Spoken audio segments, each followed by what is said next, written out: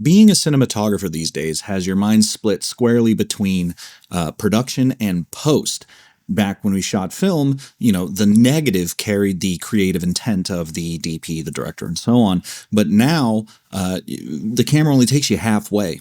And so if you're the type of person who edits your own stuff or is in smaller productions where you have maybe a stronger hand in what happens to that image, or maybe you just want to generate your own LUTs to use on set, monitoring LUTs and so on, it can be a little difficult because color correction is not an easy science. For as long as it took you to learn cinematography, someone simultaneously had to learn that long, if not longer, about color correction. And over the past 10 years, I've been doing both because I'm fortunate enough to have this be my full-time job in many forms, not just being a DP. And over the past, I want to say 5 years, I've really been focusing on color correction because for the most part, my cinematography knowledge is workable enough.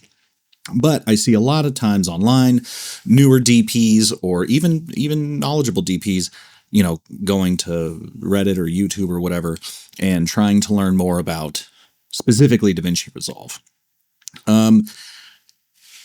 Put a pin in that. So you may know me from having developed the OWLCOLOR picture profiles for the Canon cinema cameras, the C100 through all of them.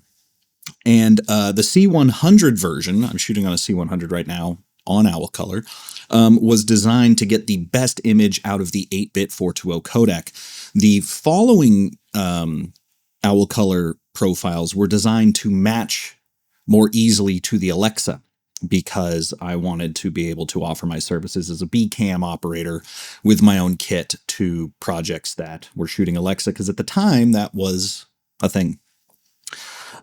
Nowadays, those profiles have sold pretty well. People seem to be really enjoying them. But nowadays I do get a lot more emails like, hey, where's the LUT? They'll buy the profile and be like, this isn't working in Premiere. And I'm like, that's not what that is. But also, I have moved from that need personally, not that the profiles aren't good, but I tend to shoot more traditionally and then just do all my work in Resolve. And so in the back of my head, I've been thinking about creating an OWLCOLOR Post system. And so this video is announcing that.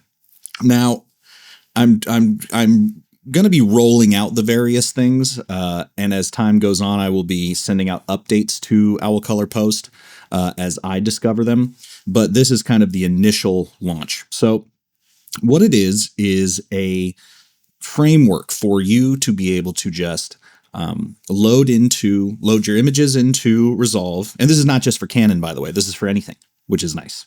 Sony, Blackmagic, whatever you got to do. You're going to load your footage into Resolve, bring up this node tree, and everything is just set in a way that is easy to understand. You don't need to do anything else. I've already done all of the testing and math for you, and everything is set up exactly the way you don't need to change anything. You just open Resolve, put your footage in, drag on the node tree, and everything's there. There's two versions of it. One of them is entirely within Resolve, so there's no added plugins or anything. And the other one is the one that I use, which does involve a few DCTLs. Some of them are pay for, some of them are not. Obviously, I'm not including those DCTLs in the package because that would be weird, vaguely unethical, especially the ones that are free. I didn't design them. And what if those get updated? You want the most recent one. So I will have links to those in the README of the file. The big one is I've tested a handful of different CSTs. I always thought that the color space transform there's just one, but there's many ways to handle the transformation of footage from your working color space. In this case, DaVinci Wide Gamut, into 709 or anything else.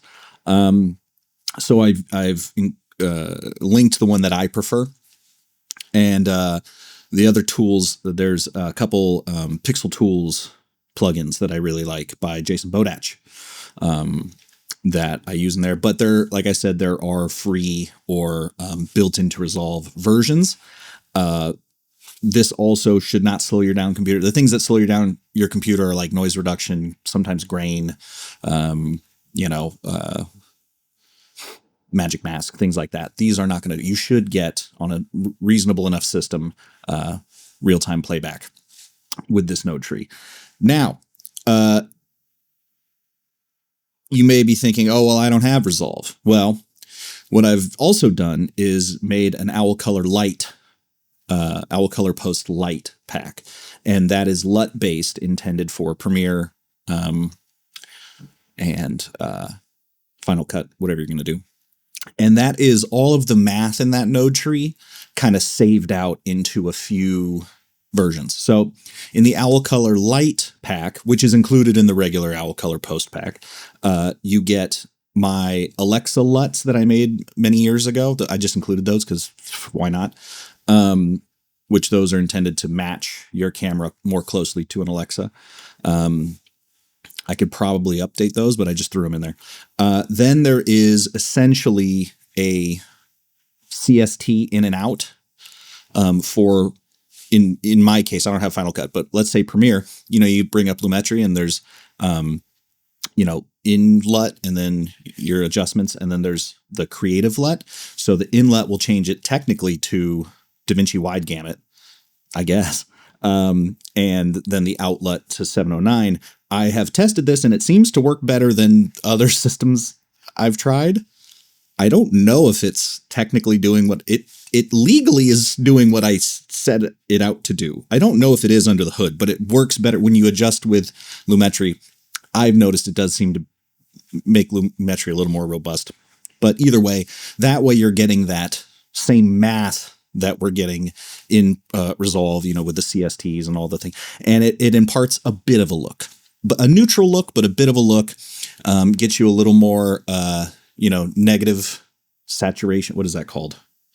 Where the saturation makes things darker. Usually you would use an HSV node or something for that, but makes the colors a little more rich. It's nice. And then I've also included a just straight up LUT in 33 and 65 point versions. That is a look that I like with a bit of split toning.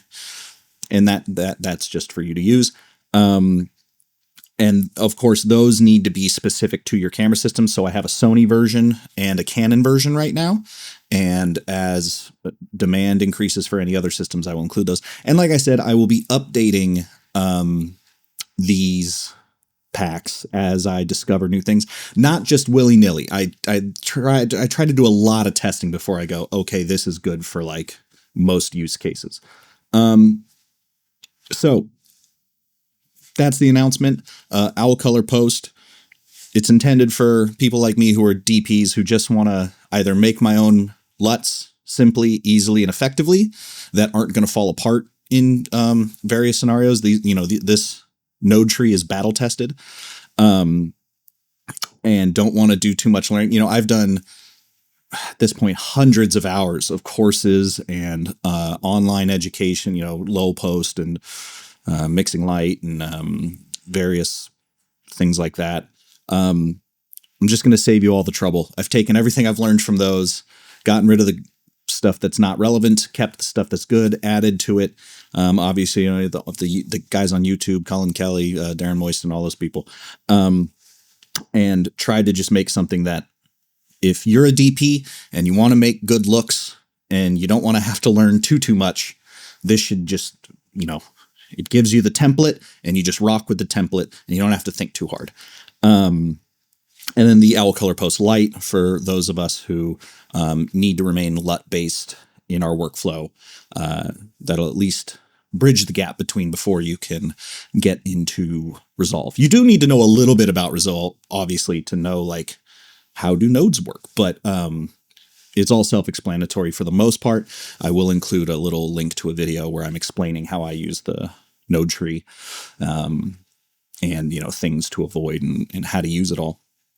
And yeah, that should be good. This is especially good for the Sony users who have been emailing me about making an owl color profile for the Sony cameras. I think these days the cameras are so damn good and give such a robust image that now it is time to just lean on post. It's a more elegant solution than doing it in camera.